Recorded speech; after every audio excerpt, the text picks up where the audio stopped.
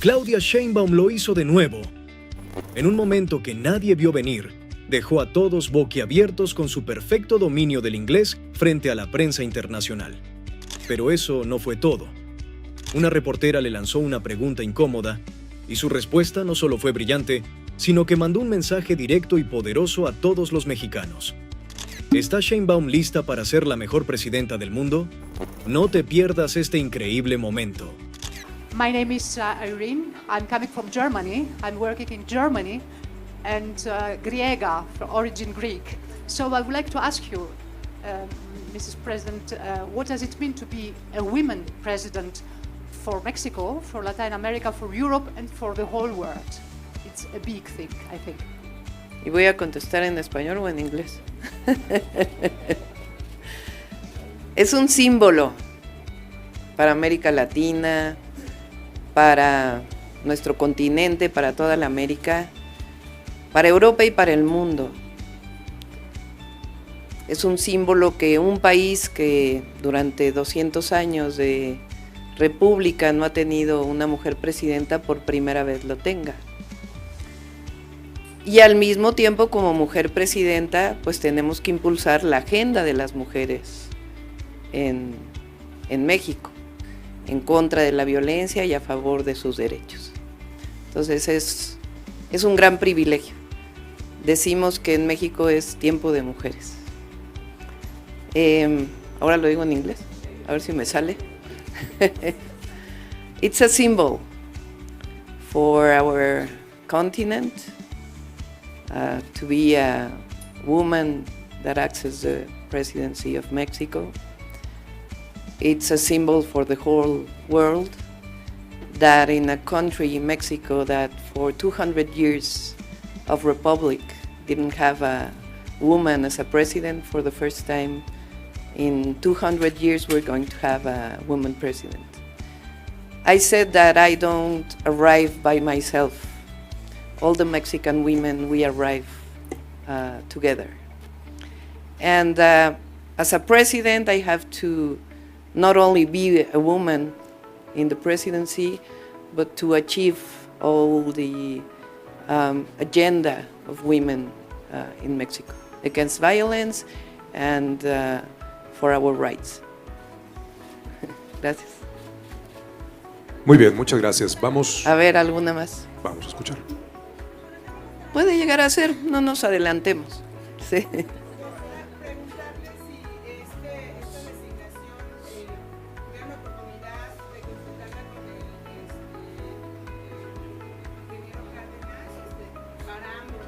Bueno, los dos ya somos adultos, yo creo que no tenemos que consultar con nuestros mamás y papás, pero, a ver, lo contesto personalmente, pues obviamente Lázaro tiene muy buena relación con su padre, pero yo también tengo muy buena relación con el ingeniero Cárdenas. El ingeniero Cárdenas también es un símbolo en nuestro país. En 1988, yo tenía 26 años, apoyamos al ingeniero Cárdenas porque fue una ruptura muy importante la corriente democrática y su postulación como presidente. Nosotros veníamos del movimiento estudiantil y lo apoyamos a la presidencia de la República. Y entonces ya nos conocíamos con Lázaro desde antes por razones casi familiares, pero pues con el ingeniero Cárdenas fue una decisión política de apoyarlo. Y ahora en campaña pues me reuní con él, con sus hijos, con quien guardo muy buena relación, y también tuve la oportunidad de estar en Jiquilpan con él.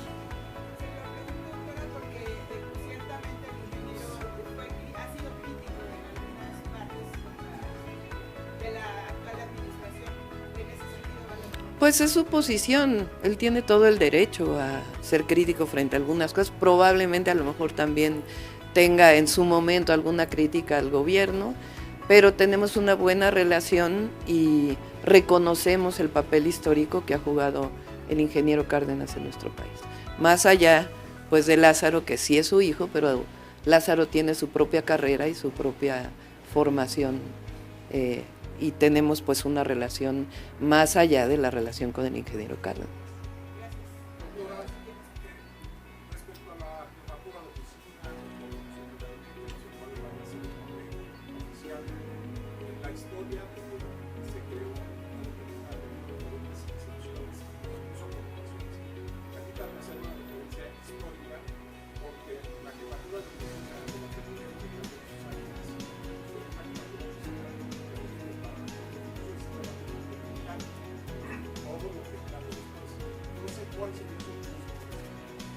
No, bueno, es que son las personas y los intereses.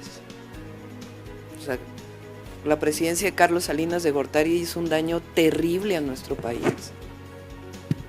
Ahí inició la venta del patrimonio de la nación. Lo hemos manifestado en múltiples ocasiones. Entonces no tiene absolutamente nada que ver. Lázaro pues es no solamente una persona proba, sino que siempre ha estado en el proyecto de transformación. Claudia Sheinbaum, thank you so much for Thank you joining very much. us. Thank you. So let's start with the pandemic. You're a scientist, and Mexico City has one of the highest vaccination rates in the world. That's How did you right. do that? Well, it's we believe in education above everything. For example, the use of masks, we never put it as a mandatory thing. We just explained that it was very, very important for the city, and we are the city that probably right now and during the pandemic use more masks. And it's the same for vaccination. We have 95% of all the adults in Mexico City vaccinated already. So does that put you in a good position to come back economically from the pandemic, which has hit Mexico hard? That's right, especially in terms of labor. We lost a lot of formal labor, jobs, a lot of formal jobs, and we are now in the path of economic recovery for the city.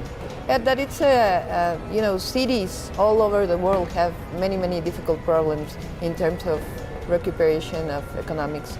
But we are right now with a plan that I think is going to work. Now, you were elected partly to fight crime and corruption. Did those things get worse in the pandemic? No, actually we have reduced the violence in the city in around 45% in 3 years. For example, the main delitos, I don't know how do you say it, the crime in the city have reduced very, very important in the last 3 years for many, many reasons. First, to go through the causes, to rescue the young people. We have built 2 universities in Mexico City, public universities, in these 3 years. And the other thing is that we have a plan to go with Fiscalia and the police. So it was very important, law and order. Now, there have been protests here on the streets of Mexico City against feminicide, the killings of women just because they're women. As a female mayor of Mexico City, do you think prosecutors should be doing more to punish those responsible? Yeah, it's not something that you have results in few time, I mean in few years. But we have done a very important thing. I decided 2 years ago to declare gender emergency in the city, and we have reduced 23% the feminicides, the crimes for women in Mexico City. We have developed an integral plan, and we have a lot to do over more, but we are aware that we have that, and that's very, very important to start looking, you know, for solutions. You are often talked about as perhaps the first female president of Mexico. Is this something on your to-do list? Right now I'm, you know, concentrated in the city. We have 3 years ahead, you know, to be mayors of the city, and it is, I mean, we are part of what we call the fourth transformation of Mexico, of the public and the political transformation. First, the independency, second, the reform, the division between church and state, the third, the Mexican Revolution, and we are in the fourth transformation of the public life of Mexico City. I'm part of this movement that represents the Mexican president, and right now I'm concentrated in the city and doing that for the city. Mayor Claudia Sheinbaum, thank you so much for Thank you. joining us. Not ruling out perhaps running for President of Mexico. So that is the view here from Mexico City, and that is the story of the mayor. Back to you for now. Well, first of all, my background is physics. I studied physics, then energy engineering for my master and my PhD.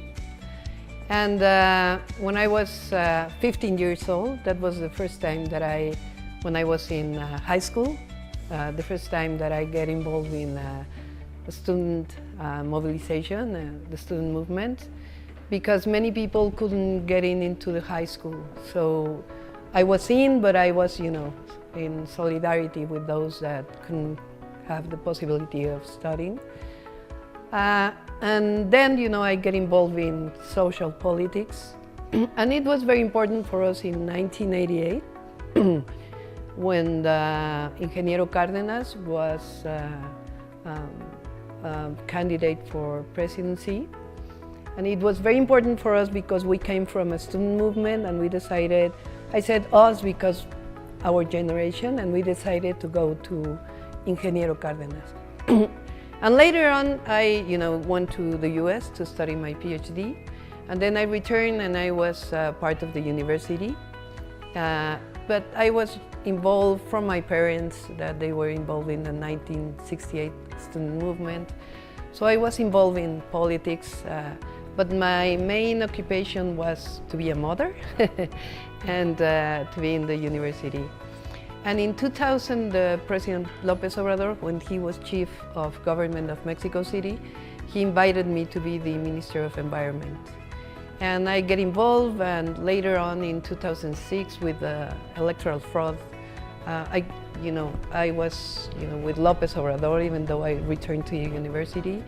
I was, with him in all the movement that finally get into the burn of Morena. Great. Well, we know that PRI and PAN really maintained a stranglehold over Mexican politics since 1946. In 2016, Morena was founded to be an alternative to this. And in 2018, of course, Morena achieved a historic electoral victory with the election of Andrés Manuel López Obrador. What does this mean for the course of Mexican politics? In 2016, when Morena was created, nobody wanted to be in Morena because it was a new party. And in Mexico, you have to win a certain percentage of the votes to be an official party. And it was very difficult because just a few people wanted to be in Morena.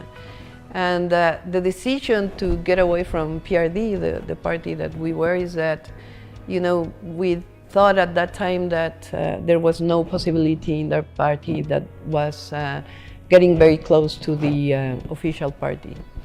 So we decided to create. I said we decided because there were a lot of assemblies in all the country that decided to create this party. And from 2016 to 2022, it's 7 years. And now we have, the presidency, 22 governors of 32, the majority in the Congress, the majority in the Senate, and a lot of municipal presidential. Why? It's because people want to change. And it's a change from economic model. We, neoliberalism now is in the past, and we have now a government that thinks in the majority, thinks in Mexican people rather than thinks in a privileged group. So, and right now we have the majority, and that's because people are, happy, even though a lot of media is against the president and against Morena. People wants this change and wants this fourth transformation, as we call it, to continue. So one thing that confirms some of what you're saying is the fact that you're currently leading all major voter intention polls for the 2024 presidential election. What do you think has led to this support? Okay, first of all, I think it's that I have been in the movement always. I've been near President López Obrador, always since 23 years. And at some point, people remember that I was, in the Adelitas movement that we have in 2008 against the privatization of oil, of the Mexican oil, of Pemex. And I was, in many movements. So they think that I can continue what President Lopez Obrador is doing. The second thing is who I am and what I have done in Mexico City. If they didn't like a scientist and a politic to be a president, they probably don't prefer myself. And also my work in Mexico City. If my job here in Mexico have been bad and people were, against me, but probably I couldn't go, to the next step. And finally, believe it or not, is because I'm a woman.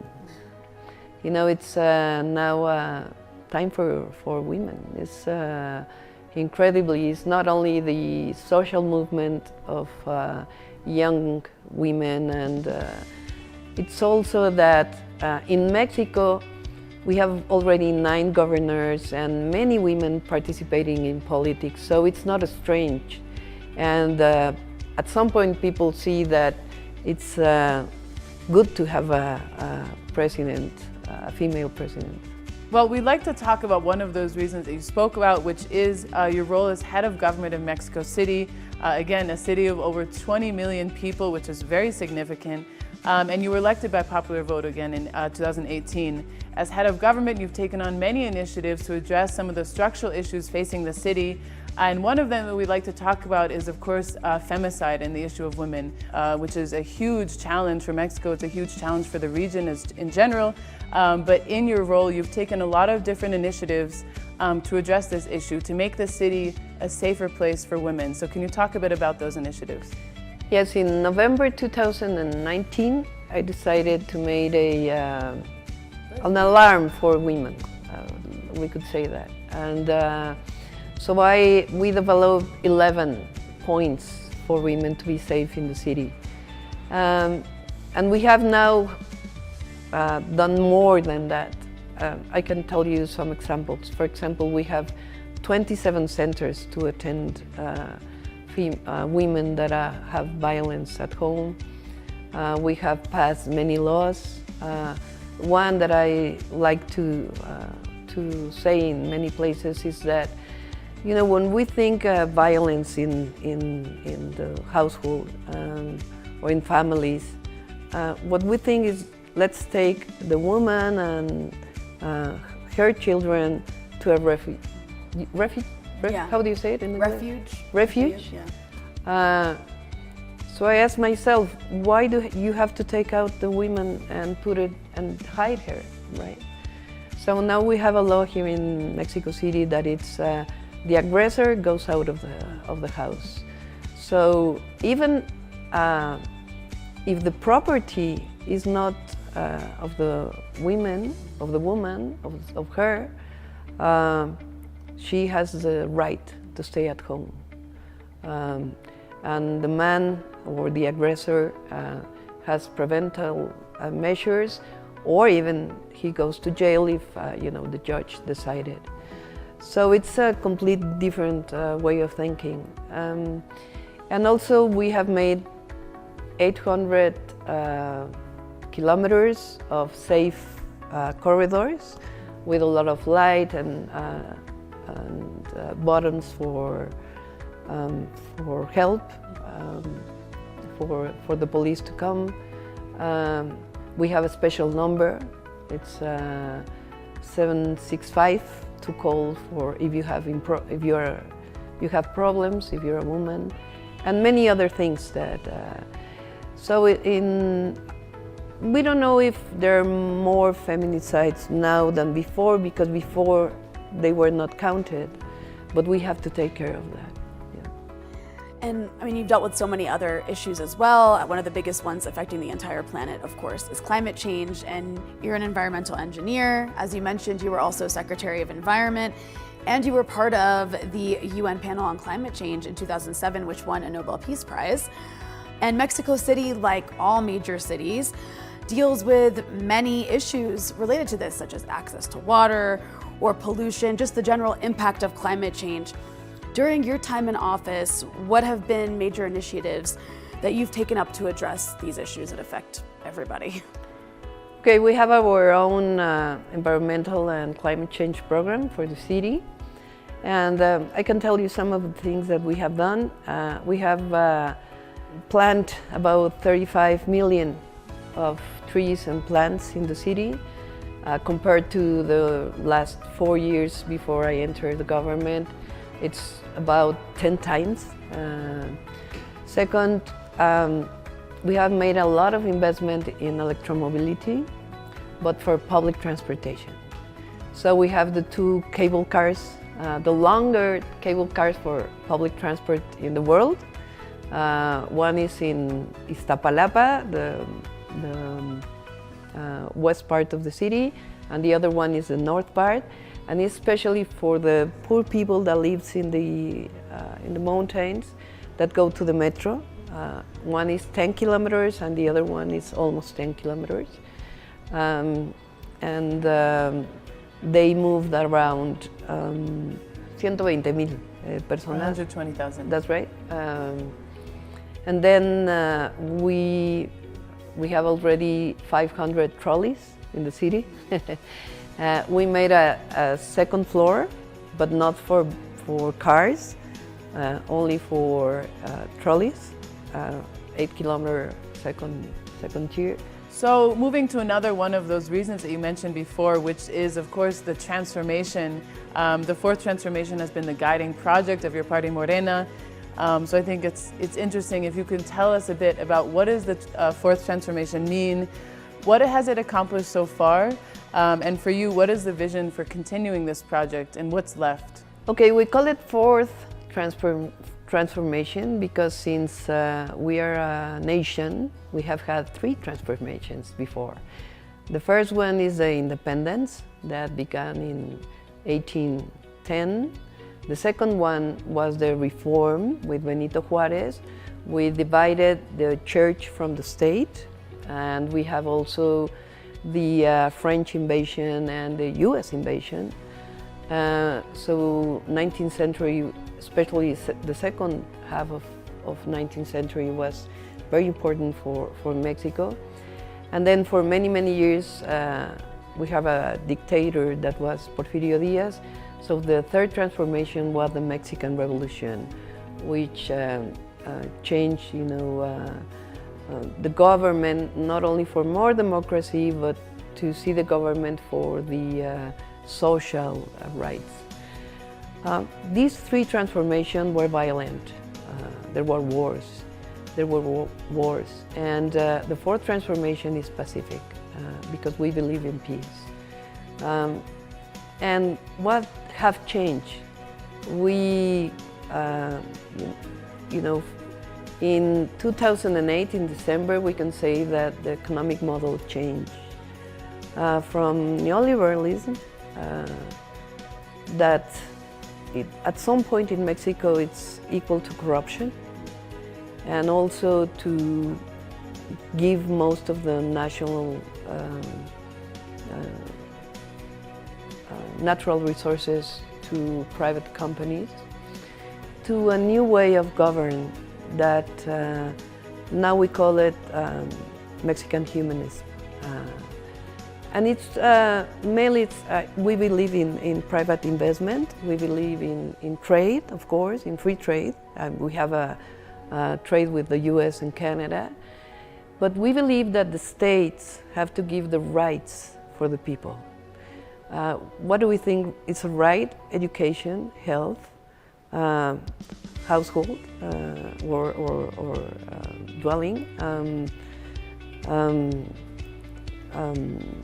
pension for all the elders, and we believe that government has, and also we believe in that strategic areas of economy such as energy, the state has to be part of this, especially electricity, oil,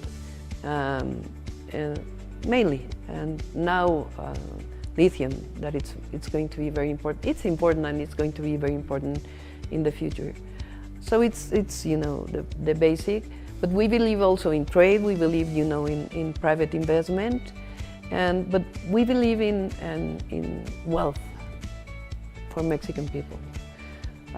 You cannot have private investment measured only by GDP or international investment. You have to measure investment, public and private, in wealth for the people. And that's, the big difference with neoliberalism, that believe that everything was going to be solved by the market. So also with regards to the region, we've seen many significant electoral victories of the left, of progressive forces across Latin America, in Honduras, Bolivia, Brazil, and Colombia. What is the significance of this progressive resurgence for Mexico, and how does Mexico see itself as part of this? It's something very special what it's happening right now in Latin America. And I think people decided that the old model was bringing inequalities and corruption in many parts. And people want to have a government that look for the people who have less, historically. And that's very important because, in many parts, from my generation, we always think Latin America as the Patria Grande, and so for me, it's something incredible that it's happening. Now we have to give results. This progressive wave is distinct in the presence of more female leaders, people like Xiomara Castro, Cristina Fernandez, Francia Marquez, and then Mexico, of course, just hosted the Feminist International, which was a gathering of all these female leaders from across the region. How do you see all of this in relation to the rising tide of feminism across the region? It's obvious that women are, getting more in public life because of the feminist movement, because of the young women that have said, stop violence and stop especially sexual violence. So this is very important. What I think, and I spoke in this international congress, and I said, let's speak about a social feminism. What do I think about it? We women, we have probably the same problems, but there are some women that suffer more. In Mexico City, we made a survey who is more discriminated in Mexico City. And it's because of the color of your skin, it's because if you're indigenous, and it's because if you're women. So if you are, if you're not white, if you're women and you're indigenous, you're going to be more discriminated. And it's not the same for a white women. So we have to think about it. It's not only, the same for everybody. So Mexico has historic ties with the people of Cuba, and in the last several years, under the leadership of Andrés Manuel, there has been many important advances with regards to economic and medical cooperation. Of course, the US blockade presents many challenges to this, but for you, what do you see as the major barriers to furthering integration amongst the people of the region, and specifically, of course, with the people of Cuba?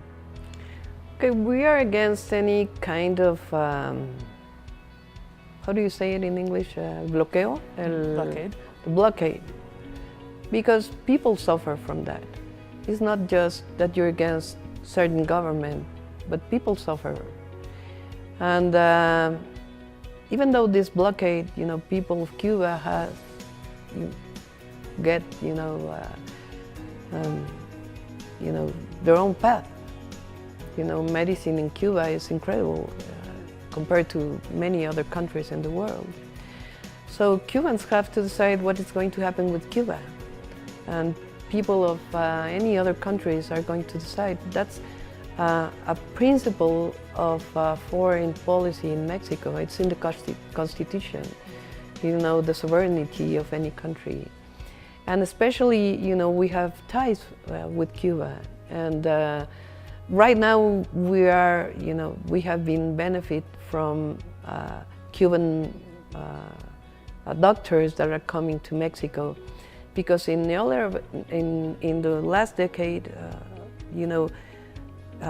medical schools have closed so much that we don't have enough doctors. So we are looking in any country that want to help us to have a good public health system. And the Cuban says, we help you. So we are receiving that help, and we are paying for that service. And we are paying doctors as if any other country have said that.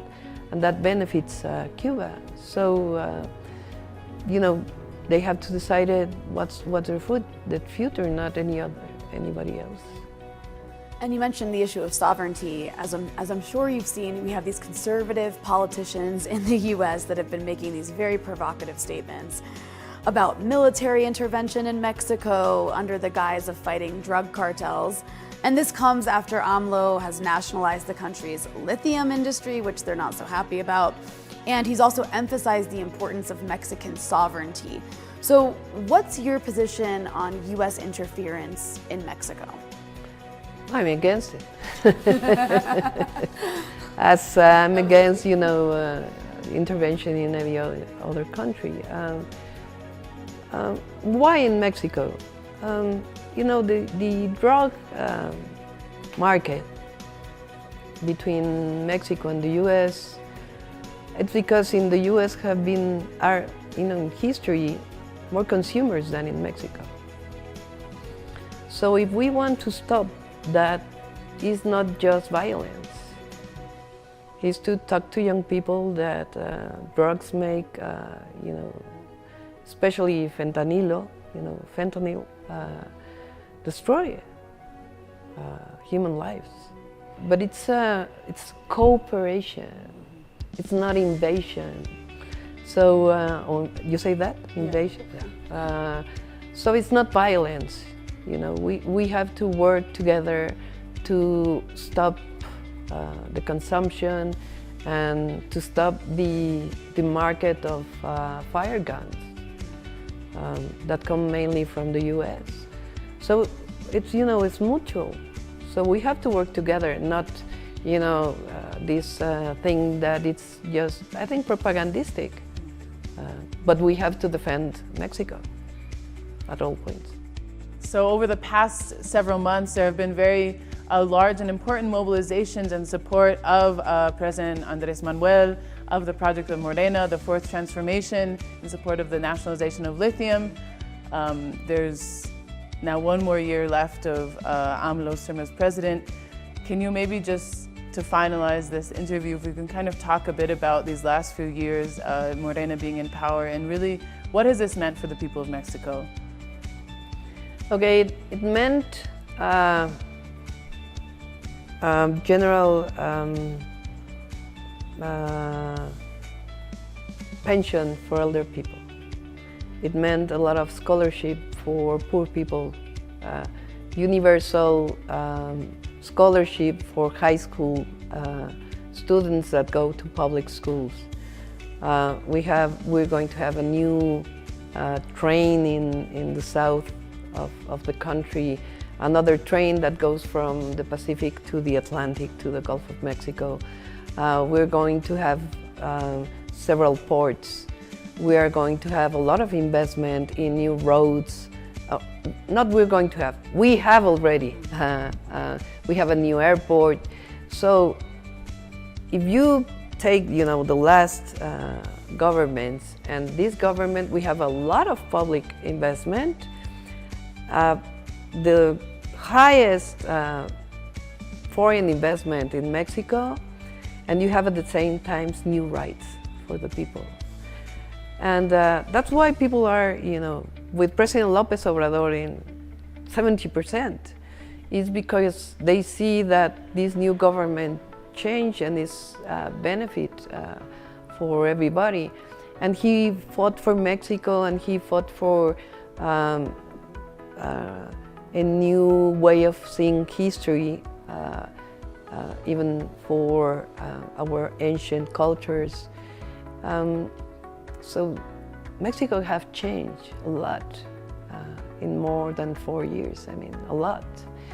And the way I see it is that, I mean, people love this change, the majority, of course, and people love their president because he have won the heart of the people, because he's a president that have fought for them for 25 years. I mean, you cannot write the Mexican history the first 25 years, the first quarter of the 21st century without López Obrador. He has changed a lot in Mexico, and with a social movement that went with him, but he has been the head of that. So, things are changing for good in Mexico. And I think that we have to continue this transformation. We cannot go to the corruption and to the old governments that only did something for privileged people. So we are in peace, we have political peace, we have social peace, we have violence in certain points of the country because of drug cartels, but we have to continue giving rights for the people and at the same time combating, the drug cartels and every violence that are in Mexico. So it's we're in a good place right now. Well, Dr. Sheinbaum, we want to thank you so much for joining us and giving us your time. No, thank you very much for you. Thank you.